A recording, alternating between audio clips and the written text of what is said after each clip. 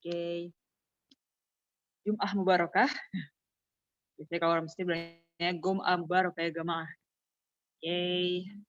Di sore Jumat ini, ya kita semoga tidak lupa berselawat dan perbanyak selawat. Sudah berkahnya Ramadan, berkahnya Jumat, dan sorenya Jumat. Tamam. Yang akan kita bahas pertemuan kali ini adalah kenapa bahasa Arab dipilih sebagai bahasa Al-Quran. Nah, dan topik ini cocok sekali ya akan kita bahas di hari ini karena kita akan mendekati Nuzulul Quran.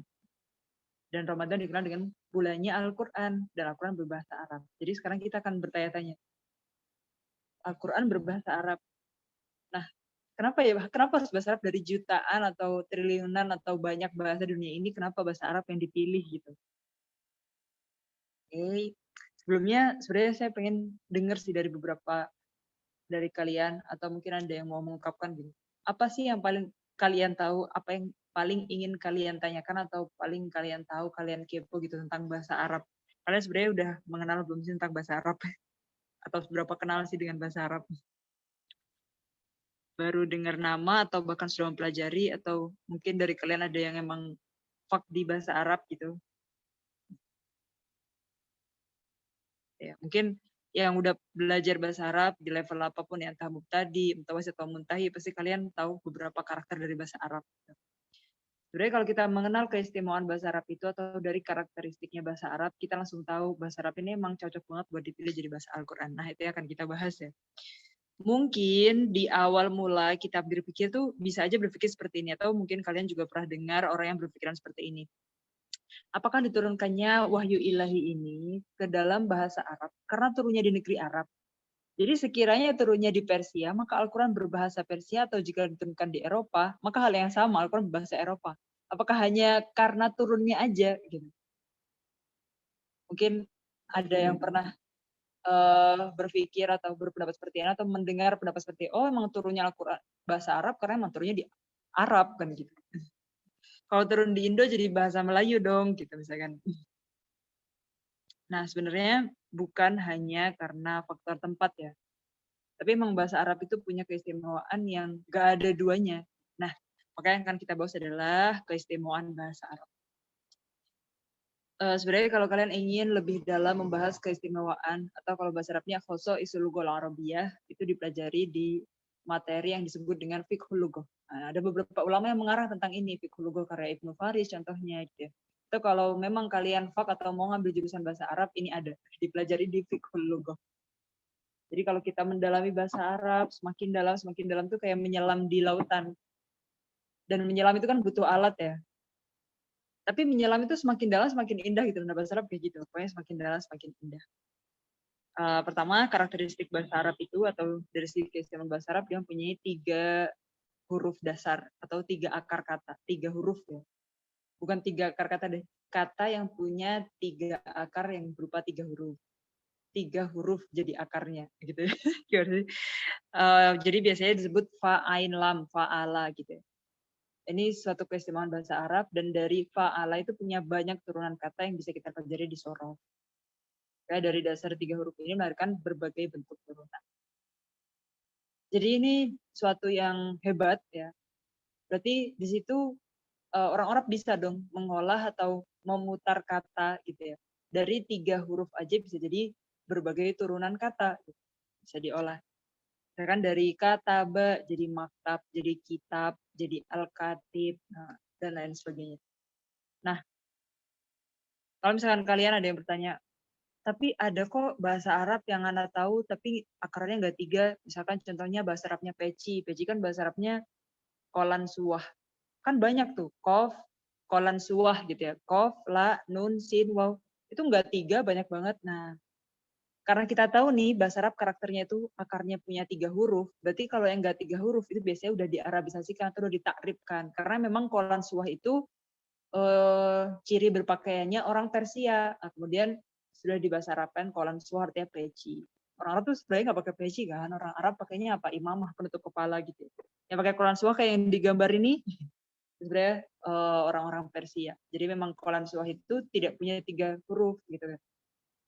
Dan memang bukan dari bahasa Arab aslinya, tapi sudah diarabkan. Atau contohnya nih, Bahasa Arabnya tangan yadun cuma 2, kok nggak 3? Aslinya 3, yadayun gitu. Abun juga cuma 2, enggak, aslinya a, ba, terus ada dawanya. Gitu. Nanti kita tahu dia baliknya waktu jadi bentuk plural atau bentuk jamak. Yadun, aidiyun, gitu kan. Abun, abaun, nanti wawnya udah berubah jadi hamzah gitu. Jadi dia pasti bahasa Arab itu aslinya 3. Ini sebenarnya banyak pendapat ulama sih, ulama bahasa ya, ulama linguistik gitu. Enggak semuanya 3, enggak ada 3, ada 4. Aslinya gini banyak. Tapi pendapat jumhur atau pendapat yang paling diambil yaitu aslinya 3. Nah, kemudian keistimewaan bahasa Arab yang kedua, ini adalah bahasa paling tertua dan kaya kosakata. Nah, menyinggung tentang bahasa paling tertua, berarti kalian akan berpikir orang paling pertama Nabi Adam. Berarti bahasa Nabi Adam bahasa Arab. Nanti akan ada pembahasannya di sini. Gimana kok bisa bahasa Arab bahasa tertua? Terus dulu waktu kaum yang punah, bahasanya gimana? Apa bahasa Arab? Terus sempat punah, terus ada lagi itu gimana? Gitu. Itu kan kita bahas dari bahasa tertua. Kita ambil dari penelitian yang 3 anak Nabi Nuh ya. Karena memang Ana pernah dengar ceramah dari Gus Baha ya. Sebenarnya kita itu Bani Adam atau Bani Nuh sih gitu. Karena ada juga dalam Al-Quran Dzurriyyah taman hamal nama Nuh kan gitu. Bahwa kita dari dzurriyyah atau keturunan dari orang-orang yang ikut kapalnya Nabi Nuh. Kan kalau selain itu kena banjir, udah punah semuanya kan gitu. Jadi yang bisa diteliti oleh para peneliti bahasa juga ujung bahasa sedunia ini itu dari 3 anak Nabi Nuh. Nah, Sam bin Nuh, Ham bin Nuh, dan Yafis bin Nuh. Akan kita bahas juga di sini. Karena kita akan membahas keistimewaan bahasa Arab sampai ke bahasa tertua itu tadi, gitu kan, sampai ke ujung akarnya. Dan juga bahasa Arab selain tertua juga kaya akan kosakata. Kosakatanya banyak banget. Jadi kalau misalkan ada mu'jam paling terlengkap pun butuh berapa jilid ya berarti. Jadi bahasa Arab juga memiliki mutaradif atau sinonim yang sangat kaya dan tidak ditemukan pada bahasa manapun di dunia. Para pakar bahasa Arab menyebutkan diperkirakan ada sekitar 25 juta kosakata dalam bahasa Arab. Nah, kita udah ngebayangin kan kalau suatu bahasa yang kosakatanya itu kaya, berarti untuk menyampaikan makna itu lebih tepat dong, karena lafadznya ada gitu loh. Coba kalau misalkan kita mau menyampaikan suatu makna di otak kita, tapi lafadznya dalam bahasa itu nggak ada. Itu kan nggak bisa tersampaikan pesannya. Jadi untuk menyampaikan pesan ilahi yang ada di Al-Quran, berarti cocok dong dengan bahasa yang kosakatanya itu kaya. Dan tata bahasa yang paling komprehensif dan detail. Kita tahu sendiri ya, bahasa Arab itu dia punya i'rab, dia punya nahwu, punya sorof, punya balaghah di tata bahasanya. Dalam i'rab itu kita fokus di harokat terakhir di setiap kata. Nah, ya i'rab itu di nahwu ya. Kemudian kalau di sorofnya itu bentuk suatu kata itu. Dari kata kerja jadi kata benda, jadi kata benda yang alat, jadi gerund atau lain sebagainya. Kemudian kalau di balaghah lebih ke susunan katanya. Nah, bahasa Arab ini memiliki tata bahasa yang paling komprehensif dan detail. Berarti menunjukkan bahwa penuturnya pun detail dalam menuturkan bahasanya. Gitu. Dan di situ berarti peradaban sudah tinggi, sudah bagus, gitu ya. Sudah maju. Ya. Berbicara tentang kekayaan bahasa Arab, nah sebenarnya seberapa kaya bahasa Arab? Kalau tadi beberapa peneliti atau ahli bahasa mengungkapkan 25 juta, nah di sini saya mengutip dari perkataan Profesor Quraisyah. Kurang lebih bahasa Arab memiliki 12 juta kosakata. Makin banyak kosakata yang dimiliki suatu bahasa, maka kian jelas pengertian yang diantarkannya gitu. Jadi apa yang ada di otak itu ada lafadznya. Soalnya kita hanya bisa menyampaikan makna yang di otak. Itu kan gaib kan, nggak bisa orang melihat apa yang dalam otak kita gitu. Ya kecuali kalau indra keenam dan lain-lain ya kita nggak bahas itu. Nah, itu bisa disampaikan ketika lafadznya ada, karena yang dohir, yang bisa terdengar, yang bisa dibaca itu kan lafadz. Jadi untuk mengantarkan makna yang di otak butuh lafadz yang tepat juga. Dan bahasa Arab punya kosakata yang kayak itu. Nah, di sini saya akan mengutip juga perkataan dari Imam Suyuti dalam bahasa Arab ya. Li'anna law ihtajna ila an nu'abbir anisayf. Jadi kalau misalkan kita butuh nih lagi ngomongin pedang. Ya, pedang itu kan ada berbagai macam bentuknya dan sifatnya ya. Anda juga sebenarnya kurang ngerti ilmu perpedangan itu ya. Wa ausafihi, nah, bil lugha al-farisiyah. Kalau misalkan kita mau mengungkapkan pedang, kata pedang gitu ya, saif dalam bahasa Persia, lama amkanana dalika.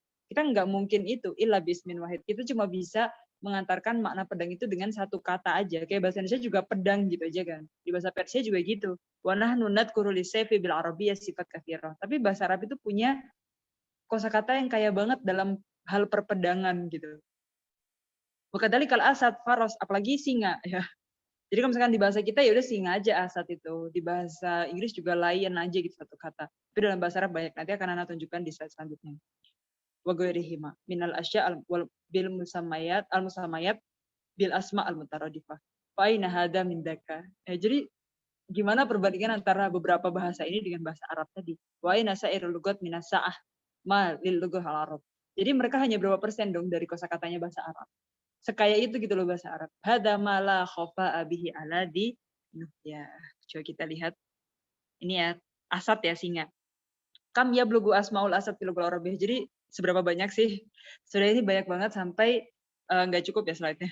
Akhirnya ngambil beberapa di sini. Min asma, min itu maksudnya sebagian dari nama-nama asad di logo Arabiah. Ada Koswaroh, ada Godonfar, ada Laith, ada Haitam, Hammam, Sirhan, Dirgom, Usama, Haidar, Basil, Hamzah, Hafiz, Firos, Ribal, Auf. Nah, ini semuanya asad gitu.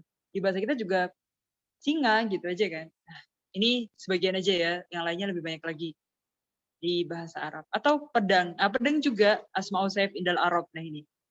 Jadi kalian kalau lagi baca sastra Arab ya, atau syair gitulah. Mereka lagi ngomongin tentang syair perang misalkan. Waktu kita dapat satu lafaz, misalkan lafaznya sini sorim. Sorim apa sih? Pedang. Terus di bait selanjutnya lagi ngomongin husam sama si pedang. Kok tadi sama pedang? Iya, tapi dalam bahasa Arab itu dengan sifat-sifat pedangnya dia punya nama sendiri-sendiri. Misalkan dari yang sebelah kanan, yang bentuk kayak gitu tuh namanya wikom. Sampingnya lagi beda-beda gitu. Husam, Faruk, Asma'i, Izar dan lain sebagainya. Jadi untuk menyampaikan, misalkan di otak kita punya pedang yang bentuknya kayak gini, kita tinggal bilang aja sorim, oh langsung tahu dengan kata sorim itu kebayang itu pedang yang punya sifat kayak apa gitu, atau kayak tadi waktu asap tadi. Misalkan lagi ini di unta ya, sampai orang Arab itu punya nama unta di setiap umurnya beda-beda. Ini ya, misalkan umurnya 3, mulai dari mana ya? Mulai dari sini ya. Waktu lahir disebutnya huwar, mundu wiladah. Itu unta kalau baru lahir namanya huwar. Terus al-mafrud itu apa? Yak tamil umur sanah. Itu unta yang umurnya setahun, yang bawahnya ya. Terus disebut al-haq, apa itu? Indama yak tamil umur sanaten, umurnya 2 tahun. Lagi disebut al-luqoy, yak tamil umur salasah, umur 3 tahun, beda lagi namanya. Nah, lagi al-jad'u, itu umurnya 4. Ya. Sana ya ini. Ini umurnya 5. Riba umurnya 6. Sudais umurnya 7. Nih, jadi kaya sekali kosakata bahasa Arab. Nah, sekarang kalau memang bahasa Arab jadi bahasa Al-Qur'an, nah sebenarnya kitab samawi ya kitab yang diturunkan oleh Allah ketika turun seperti kitab Injil, Zabur, Taurat itu ketika turun pakai bahasa apa sih? Apa bahasa Arab juga? Oke, kita mulai dari kitab Injil ya. Ini dikutipnya dari ini Ana di sini juga. Karena ini bukan pembahasan fikih lugos sih. Tapi sebenarnya ada di fikih lugos juga ketika kita bahas bahasanya, tapi bukan kitabnya. Dikutip dari buku Pendidikan Agama Islam ya, di punya Kemenak tahun 2019. Pertama kitab Injil nih. Kalau kita sekarang lihat sih memang Injil ada yang bahasa Indonesia, Ana juga punya Injil bahasa Arab gitu. Karena Ana pernah waktu lagi ke Expo Buku, kan Kairo punya nih International Book Fair. Kairo International Book Fair. Nah, itu misalkan ada satu solah ya, jadi mereka ada beberapa solah itu kayak tenda-tenda besar gitu ya, kayak di JPK juga gitu lah. Nah, itu nanti kita ada beberapa solah, setiap solah itu punya ciri khasnya. Nah, Ana pernah salah masuk solah yang isinya itu buku-buku Kristen gitu loh. Nah, mereka malah ngasih Injil gratis ke Ana gitu. Nah, itu emang bahasa Arab gitu. Dan Injil yang kita lihat di Indonesia bahasa Indonesia. Kalau kita lihat Injil di negara lain, mereka punya Injil sesuai bahasanya. Nah, waktu Injil turun tuh pakai bahasa apa? Nah, Injil awalnya ditulis dengan bahasa Suryani. Nah, nanti kita akan belajar bahasa Suryani itu yang mana, bahasanya siapa, daerahnya mana gitu ya. Nah, itu adalah bahasa Aramia, salah satu dari bahasa Aramia, Aramaik gitu lah. Karena memang bahasa Aramaik itu yang paling banyak mempengaruhi bahasa lain. Karena zaman dulu kan juga pindah-pindah kan nomaden. Aramia itu pindah ke sini, bahasanya jadi apa? Mayoritas, akhirnya bahasanya dipakai, bahasa yang nggak dipakai jadi punah kan gitu. Terus bahasa Aramaik ke sini, ke beberapa tempat, akhirnya bahasa Aramaik yang paling mempengaruhi bahasa-bahasa yang lain, akhirnya bahasa lain yang punah, terus bahasa Aramaik yang paling mempengaruhi bahasa itu. Jadi ada percampuran bahasa juga gitu. Itu akan dibahas di Sirah Lugawi ya namanya. Nah, terus dan kitab Injil kan diturunkan kepada Nabi Isa, diperuntukkan Bani Israel, berisi petunjuk dan penerangan. Itu dari Quran surat Al-Maidah ayat 46. Dan Nabi Isa hidup di tanah Kanaan. Nah, nanti kita juga akan lihat tanah Kanaan yang mana. Kanaan itu Palestina bukan sih? Nah, jadi sebenarnya kita bisa loh menunjukkan kalau Palestina itu milik siapa dari segi sejarah bahasanya. Karena penduduk itu kan pasti, karena bahasa itu pasti berkaitan dengan penduduknya gitu. Kalau udah jelas bahasa di situ ketika itu bahasa apa, nah berarti penduduknya siapa waktu itu di situ? Siapa penduduk pertama bumi Palestina kan gitu. Jadi Nabi Isa alaihissalam hidup di tanah Kanaan waktu itu sekitar abad 1 sebelum Masehi. Nah, kemudian kita ke kitab Zabur. Kitab Zabur bahasanya Kipti ketika diturunkannya pada Nabi Daud alaihissalam. Isinya apa? Doa, zikir, pengajaran, dan hikmah. Kalau sebelumnya kan Injil kitab isinya petunjuk dan penerangan. Nah, itu ada di yang keterangan tentang kitab Zabur isinya apa di surat Al-Isra ayat 55. Nabi Daud hidupnya juga di tanah Kanaan, nah, sekitar abad ke-10 sebelum Masehi. Adapun kitab Taurat diturunkannya dengan bahasa Ibrani. Nah, beda-beda ya, bahasa Suryani, Kipti, Ibrani. Nah, bahasa Arabnya tuh apanya bahasa-bahasa ini tadi gitu ya. Kan beda masa nih. Bahasa Arabnya udah ada belum? Atau bahasa Arab ini ada nggak kaitannya sama bahasa yang kita sebut tadi barusan? Nah, kalau kitab Taurat kan diturunkannya Nabi Musa menggunakan bahasa Ibrani. Ada di surat Al-Maidah ayat 44, Taurat itu berisi cahaya kebenaran, kisah perjalanan Bani Israel dan kejaman Fir'aun. Dan Taurat juga ditentukan oleh Bani Israel, untuk Bani Israel. Dan Nabi Musa hidup di Mesir, Madian, dan Sinai sekitar abad 14 sebelum Masehi. Jadi kalau sebelumnya Zabur dan Injil di tanah Kanaan, karena nabinya di Kanaan, kalau di kitab Taurat di sini di Mesir, Madian, Sinai. Sinai itu Bukit Sinai itu ya. Bukit Sinai.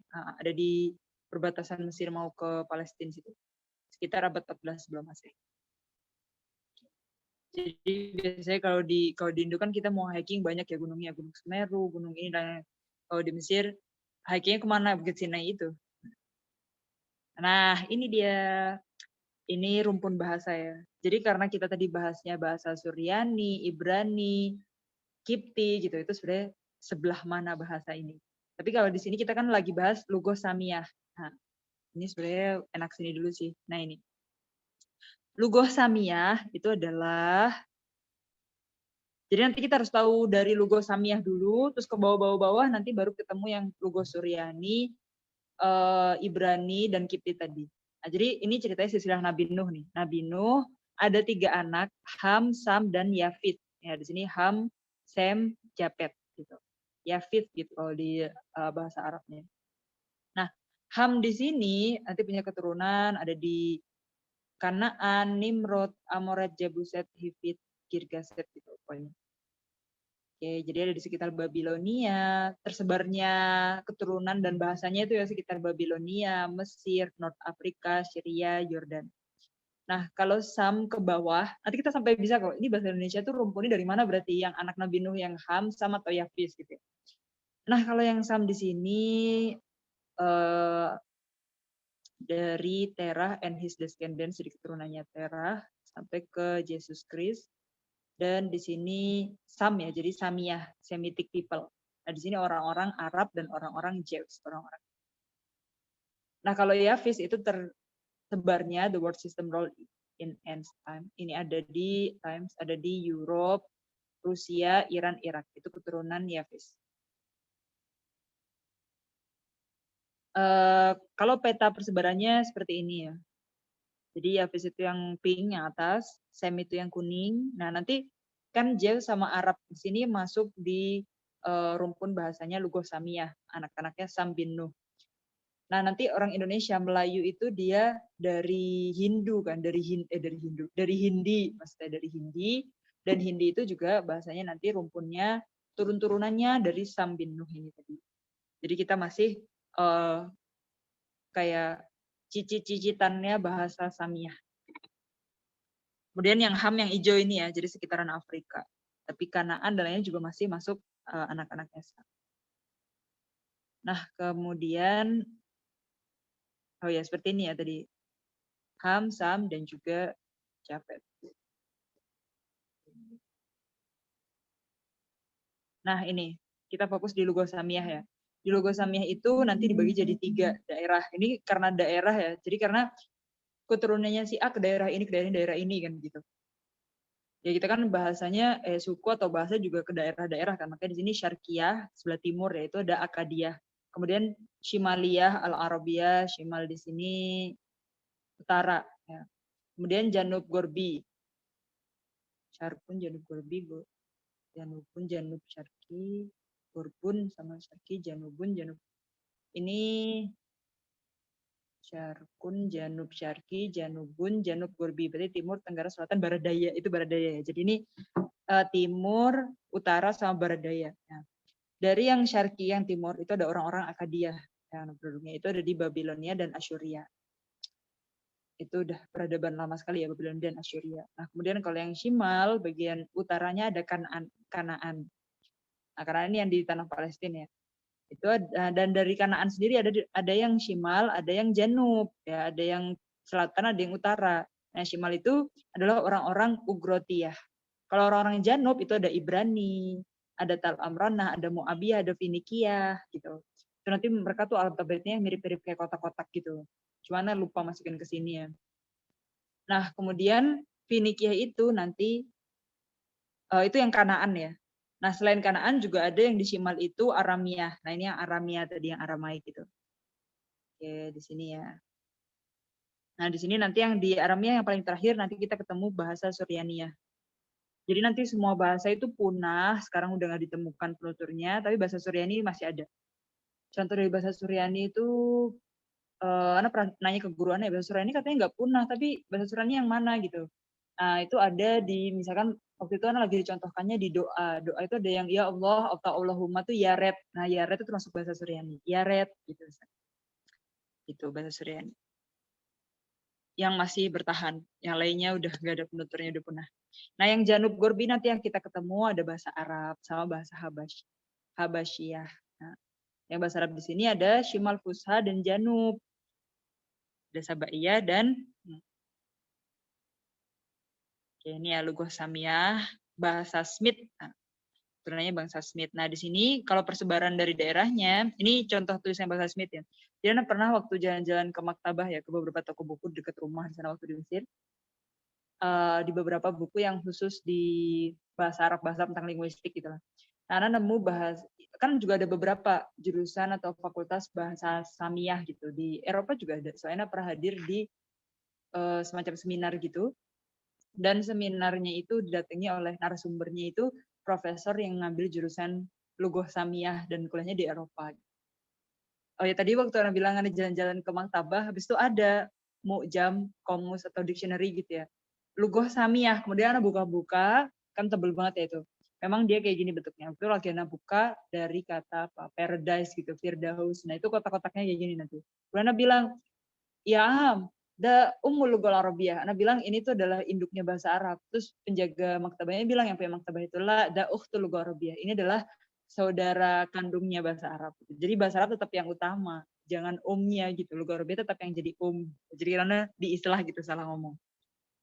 Nah, ini dia bahasa Aramiyah yang persebarannya di bagian atas ya. Ini yang kiri, ini kalau kalian lihat yang ada air bagian tengah itu kan dia Laut Merah. Jadi yang ke atas nabrak daratan kan itu terusan Suez. Kalau yang atas, air yang atas itu dia Laut Putih ya, Laut Putih Mediterranean Sea gitu. Jadi yang sebelah biru itu kan Ibrani, yang merah bahasa-bahasa Aramia tersebar di situ, yang hijau bahasa Arab Janub Kodimah yang Yaman-Yaman ke bawah gitu. Terus Samiyah Janubiyah yang Habasyi tadi. Ini persebarannya petanya. Ya, ini ya. Jadi intinya Yabes itu dia tersebarnya di benua Eropa. Kalau Sam itu di sekitar Asia, kalau Ham itu di Afrika. Itu simpelnya nanti. Yang sekarang bahasa-bahasanya itu. Nah, sekarang kita masuk ke pembahasan. Jadi awalum manataqa bil Arabiyah. Jadi sebenarnya siapa sih yang pertama kali ngomong bahasa Arab? Kan kalau tadi kita lihat bahasa Arab itu kalau dari karakternya itu emang persis banget dengan bahasa Samiyah. Sama-sama punya akar 3, sama-sama kayak kosakata, sama-sama punya i'rab. Jadi Samiyah juga punya i'rab gitu loh. Makanya jadi bahasa Arab itu kayak udah jadi representasinya logo Samiyah. Nah, jadi kalau kita lihat dari sejarah tadi, jadi sebenarnya siapa sih yang pertama kali ngomong bahasa Arab? Nah, itu banyak peneliti atau para ahli linguistik yang berbeda pendapat. Ada yang pertama mengatakan, oh itu Nabi Adam. Karena ada kan ayatnya, wa'allama Adam al-asma akullaha, dan itu pakai bahasa Arab gitu nanti. Jadi ada dalilnya akli dan nakli ya. Ini panjang sekali pembahasannya, jadi bisa jadi satu skripsi khusus ini. Oh, pertama kali ngomong bahasa Arab itu Nabi Adam kan. Nah, pendapat yang kedua, itu malaikat Jibril ke lisannya Nuh. Nah, dari Nuh ke Ibnihi Sam, karena nanti Sam yang punya turunan yang dia berbahasa Arab kan gitu. Dan bahasa Arabnya itu adalah bahasa yang diserap dari bahasa Sam tadi, dan itu Uhtul Gorobiah tadi kan kata Amu yang punya maktabah. Pendapat yang ketiga, oh itu Ismail, Nabi Ismail alaihi salam gitu. Ini pendapat yang paling banyak ya, kata Nabi Ismail. Nah, hai sukana umruhu arba'ata asyraf, sana ketika umurnya 14 tahun. Nah, ada juga pendapat yang keempat mengatakan, oh itu Ya'rub bin Qahtan. Nah, dari keturunan Qahtan kan. Makanya bahasa Arab dari kata Ya'rub, karena namanya Ya'rub bin Qahtan. Kita nggak berhenti di situ, ada pendapat selanjutnya, itu pendapat yang kelima, karena rajulan yud'a Jurhum. Jadi yang pertama kamu bahasa Arab itu seorang yang namanya Jurhum, yang dipanggilnya atau julukannya Jurhum. Dan itu adalah Qabilah Jurhum al-Ba'idah. Ba'idah itu yang udah punah. Ya. Jadi sebagaimana yang diceritakan di kisah-kisah Al-Quran kan, memang banyak beberapa kabilah yang punah yang karena bencana alam atau apa, itu bahasanya juga ikutan punah dong. Hai sukana wahid minarijal sita wasalasin alladzina rokibu ma'asaidina Nuh fi safinah. Dan Jurhum itu adalah salah satu, kabilah Jurhumnya udah punah, dan Jurhum itu adalah salah satu dari 36 orang yang ikut perahunya Nabi Nuh di Safinah. Jadi yang pertama kali ngomong bahasa Arab itu orang yang namanya Jurhum itu tadi, yang dijuluki Jurhum. Ada juga yang mengatakan, yang pertama kali mengatakan bahasa Arab itu kaum-kaum yang udah punah itu loh, yang kayak kaum Ad, Samud, itu adalah Arab yang baidah. Karena nanti ada pembagian Arab itu baidah, aribah, musta'ribah kan gitu. Nah, orang-orang yang udah punah itu yang ngomong bahasa Arab, kaum Ad, kaum Samud yang ada di Quran itu gitu kan. Sampai sekarang kita masih bisa ya datang ke tempatnya itu. Ada di, kan sekarang banyak yang umroh plus bisa ziarah ke tempat itu peninggalan Nabi Soleh, ke Ad, Samud. Nah, Jurhum, terus ada juga kabilah-kabilah yang Bakiyah. Kalau Baidah tadi yang udah punah, Bakiyah itu yang masih ada keturunannya. Itu Himyar, Qahtan minal Arab bil Bakiyah. Nah, sekarang kita udah tahu gitu ya rumpunnya bahasa Arab. Karena ini berkaitan dengan sejarah, sebenarnya pasti banyak sekali pendapatnya. Cuma di sini tidak banyak dipaparkan. Dan segini aja udah banyak sebenarnya, tapi masih banyak lagi. Oke, jadi sekarang kita akan masuk pembahasan, adakah selain bahasa Arab dalam Al-Quran? Kan tadi Al-Quran istimewa dipilih jadi bahasa Arab, tapi dalam bahasa Al-Quran sendiri itu ada nggak sih bahasa lain? Pendapat yang pertama, pasti di sini akwal ya, banyak pendapat. Pendapat yang pertama, ada beberapa lafal yang bukan termasuk bahasa Arab. Contohnya bahasa Suryani, bahasa Romawi, bahasa Ethiopia, gitu pendapat sekelompok ulama ini. Terus apa kalau emang ada bahasa Suryani, Romawi, Ethiopia itu lafaz yang mana dalam Al-Quran? Ada lafal Toha, Aliyam, Atur, Ar-Rabbaniyun, itu adalah lafaz yang diserap dari bahasa Suryani. Sedangkan Sirot, Kistos, Firdaus itu dari bahasa Romawi. Adapun lafal Mishkah, Kiflain itu dari bahasa Ethiopia. Itu pendapat ulama yang pertama. Pendapat yang kedua, tidak ada satupun lafal yang berasal dari bahasa lain. Pokoknya cuma bahasa Arab aja dalam Al-Quran itu. Ada ayatnya, Inna anzalnahu Qur'anan Arabiyyan la'allakum ta'qilun. Jadi Al-Quran diturunkan bahasa Arab. Nah, jalan tengahnya di sini. Beberapa kosakata yang diduga berasal dari bahasa Persia, Ethiopia, Nabatih, atau lain-lain gitu ya. Itu hanyalah kebetulan bahasa-bahasa tersebut sama digunakan oleh orang Arab, orang Persia, maupun orang Ethiopia. Jadi bahasanya sama. Bahasa Arab juga punya lafal itu gitu. Itu sebenarnya bahasa Arab. Gitu. Contohnya kayak kita sama Melayu banyak kesamaan, ya kan? Banyak kesamaan.